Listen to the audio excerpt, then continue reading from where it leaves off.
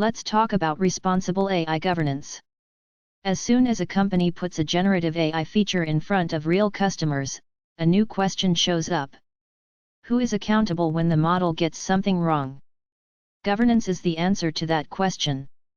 In this video we'll cover what governance actually means, why it matters, the core principles, the people and processes involved, the rules you have to follow, and the practical tools that make it real.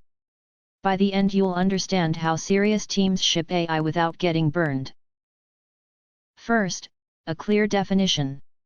Responsible AI governance is the set of policies, roles, and checks an organization puts in place to make sure its AI systems are safe, fair, transparent, and accountable.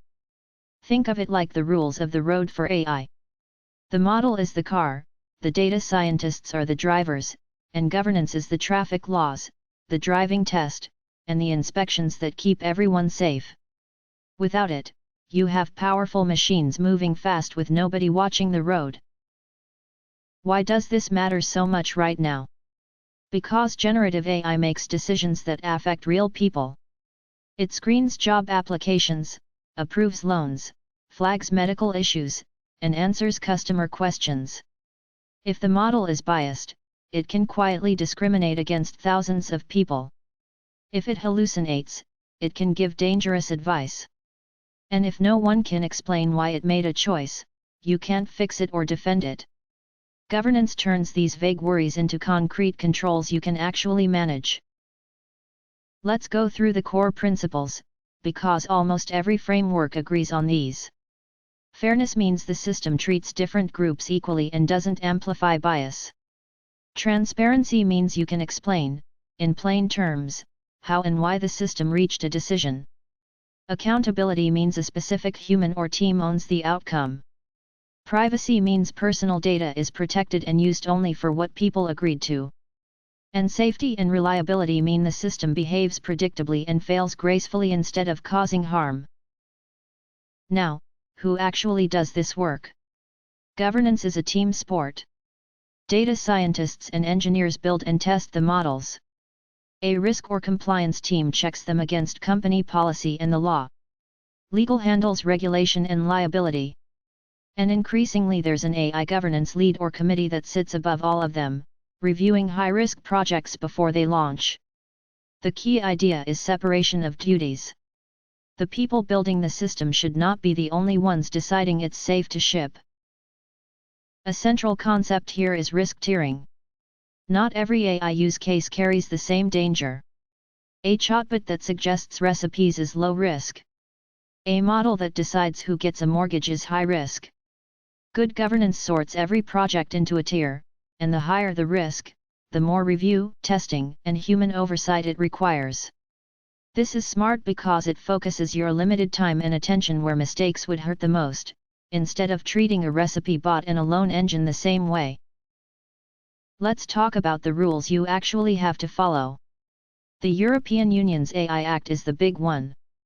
It classifies AI systems by risk level and bans some uses outright, while putting strict requirements on high-risk ones.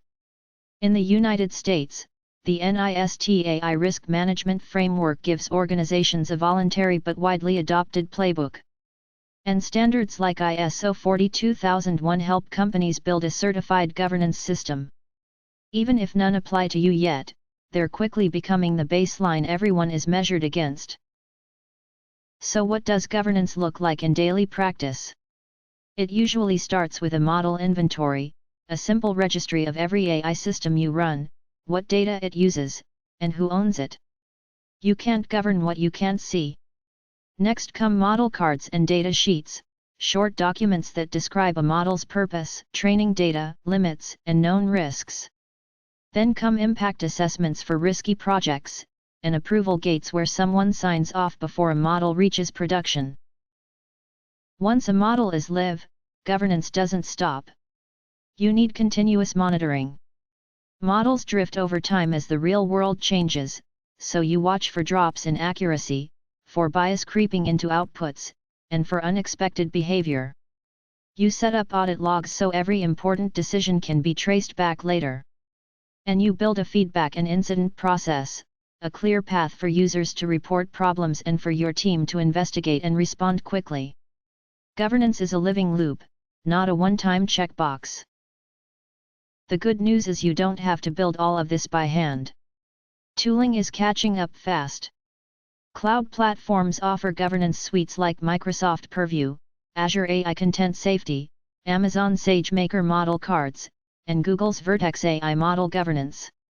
Open frameworks like the NIST Playbook give you templates and observability tools you may already use, things like MLflow, LangFuse, and Fiddler, plug directly into the monitoring side. The trick is to wire governance into your existing workflow instead of bolting it on at the end. Let's bring it all together. Responsible AI governance is how organizations make sure their AI is fair, transparent, accountable, and safe. It combines clear principles, the right people with separated duties, risk tiering, real regulations like the EU AI Act and the NIST framework, and practical steps like model inventories, model cards, approval gates, and continuous monitoring. If you're a developer, the single most useful habit is to document your model's purpose, data, and limits from day one. That one document makes everything downstream possible. So here's my question for you.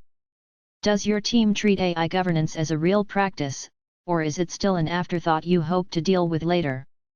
The companies that get this right won't just avoid fines and headlines. They'll move faster, because trust lets you ship boldly. If you found this helpful, follow for more plain English breakdowns of how modern AI really works, and share it with someone on your team who needs to hear it.